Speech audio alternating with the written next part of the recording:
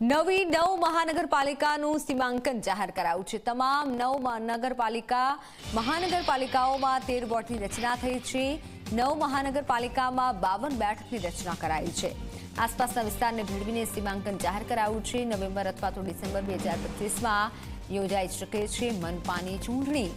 જૂની 6 અને નવી 9 મળી અને કુલ 15 મનપાની ચૂંટણી યોજાશે। 9 મહાનગરપાલિકામાં 52 બેઠકની રચના થઈ। આસપાસના વિસ્તારને ભેળવી સીમાંકન જાહેર કરાયું છે।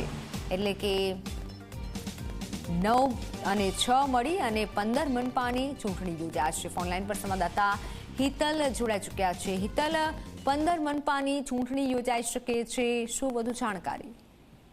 જે ચોક્કસ કહી શકાય કે જે નવરચિત 9 મહાનગરપાલિકા છે તેમાં સીમાંકન જાહેર કરવાની પ્રક્રિયા પૂર્ણ કરવામાં આવી છે। 13 વોર્ડ અને 52 બેઠકો સીધી રીતે કરવામાં આવી છે।